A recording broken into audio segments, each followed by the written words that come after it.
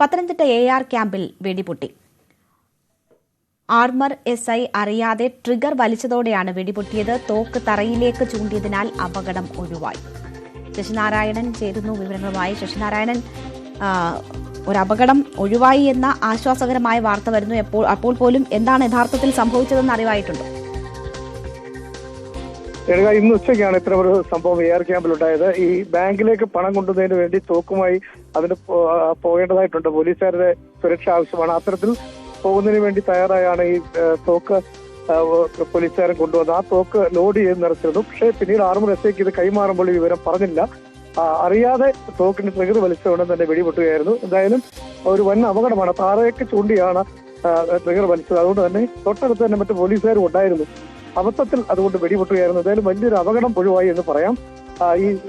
ഈ തോക്ക് ലോഡ് ചെയ്ത് വെച്ചിരുന്ന കാര്യം ഈ പോലീസ് ഉദ്യോഗസ്ഥൻ ആർമർ SIയോട് പറഞ്ഞിരുന്നില്ല. ആ തോക്ക് കിട്ടിയോണ്ട് തന്നെ ഇത് ചെക്ക് ചെയ്യുന്നതിന് വേണ്ടി താഴോട്ട് വെച്ച് ട്രിഗർ വിളിച്ചപ്പോഴാണ് ഈ വെടിപൊട്ടിയത്. എന്തായാലും പോലീസിനുണ്ടായ ഒരു വീഴ്ച SP അടക്കമുള്ള ഒരു അന്വേഷണം പ്രഖ്യാപിച്ചിട്ടുണ്ട്. അതിനു ശേഷമായിരിക്കും തുടർ നടപടികൾ ഉണ്ടാവുക. ഇതിന് ഗുരുതരമായ ഒരു വീഴ്ച ഉണ്ടായി എന്നുള്ളതാണ് പോലീസിന്റെ പ്രാഥമികമായ വിലയിരുത്തൽ. അത് പോലീസ് ഉദ്യോഗസ്ഥർക്കിടയിൽ തന്നെ അത്തരത്തിലുള്ള ചർച്ച ഉണ്ടായിട്ടുണ്ട്. എന്തായാലും SP സ്ഥലത്തില്ല, വരുന്ന ഉടൻ തന്നെ ഇതിനൊരു അന്വേഷണത്തിന് ഉത്തരവിട്ടിട്ടുണ്ട്. ശരി, ശശിനാരായണനാണ് പത്തനംതിട്ടയിൽ നിന്ന് വിവരങ്ങൾ നൽകിയത്. ഓപ്പറേഷൻ സിന്ദൂറിനെ കുറിച്ച് വിശദീകരിച്ച് വീണ്ടും പ്രധാനമന്ത്രി നരേന്ദ്രമോദി. രാജ്യത്തെ മുഴുവൻ ലക്ഷ്യമിട്ട് നടത്തിയ ആക്രമണത്തിന് തിരിച്ചടി നൽകി. അതിനായി സൈന്യത്തിന് മുഴുവൻ സ്വാതന്ത്ര്യവും നൽകി.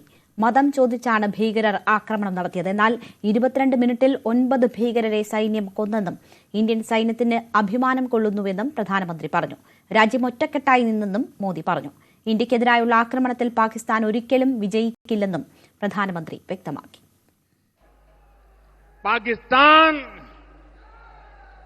भारत से कभी सीधी लड़ाई जीत ही नहीं सकता। जब भी सीधी लड़ाई होती है तो बार बार पाकिस्तान को मुंह की खानी पड़ती है.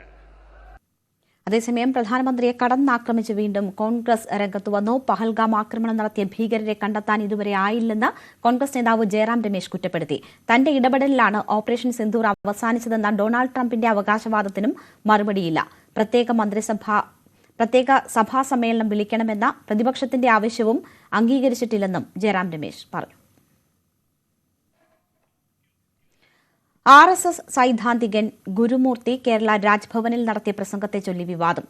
കോൺഗ്രസ് സർക്കാരുകളെയും മുൻ പ്രധാനമന്ത്രിമാരെയും വിമർശിക്കാൻ ഗുരുമൂർത്തി രാജ്ഭവൻ വേദിയാക്കിയെന്നാണ് ആരോപണം. രാഷ്ട്രീയ പ്രസംഗങ്ങൾക്കുള്ള സ്ഥലമല്ല രാജ്ഭവനെന്നും ഇക്കാര്യത്തിലെ പ്രതിഷേധം സർക്കാർ ഗവർണറെ അറിയിക്കണമെന്നും പ്രതിപക്ഷ നേതാവ് VD സതീശൻ ആവശ്യപ്പെട്ടു. ഓപ്പറേഷൻ സിന്ദൂറിന്റെ ഭാഗമായുള്ള പരിപാടിയിലാണ് രാജ്ഭവൻ RSS നേതാവിന് വേദി നൽകിയത്.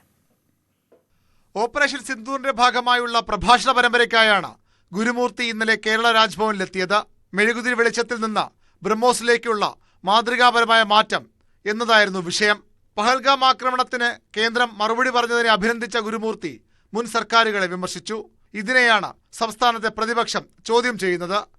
സർക്കാർ അവിടെ ചെയ്ത കാര്യങ്ങൾ, സൈന്യം അവിടെ ചെയ്ത കാര്യങ്ങൾ പ്രചരിപ്പിക്കുന്നതിന് ഒന്നും ഞങ്ങൾക്ക് യാതൊരു വിരോധമില്ല. പക്ഷേ രാജ്ഭവനിൽ ഔദ്യോഗികമായി ഒരു RSS നേതാവിനെ കൊണ്ടുവന്ന് പ്രസംഗിപ്പിക്കുകയും ഗവൺമെന്റിനെതിരായിട്ട്, ഇതിനു മുമ്പുള്ള ഗവൺമെന്റുകൾക്കെതിരായിട്ടുള്ള രാഷ്ട്രീയമായ പരാമർശങ്ങൾ നടത്തുകയും ചെയ്തത് ദൗർഭാഗ്യകരമാണ്. അത് അനൌചിത്യമാണ്. രാജ്ഭവന് പിന്തുണയുമായി പതിവ് പോലെ സംസ്ഥാന BJP നേതൃത്വമെത്തി. S ഗുരുമൂർത്തി എന്ന് പറയുന്ന ആൾ, അദ്ദേഹം RSS നേതാവാണ് എന്നുള്ളത് VD സതീശന്റെ ഒരു ആരോപണമാണ്.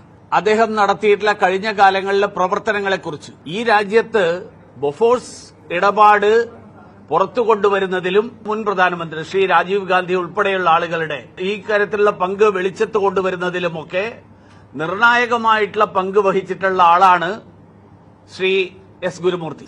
വിവാദത്തിൽ രാജ്ഭവൻ ഇതുവരെ പ്രതികരിച്ചിട്ടില്ല. ന്യൂസ് 18 തിരുവനന്തപുരം.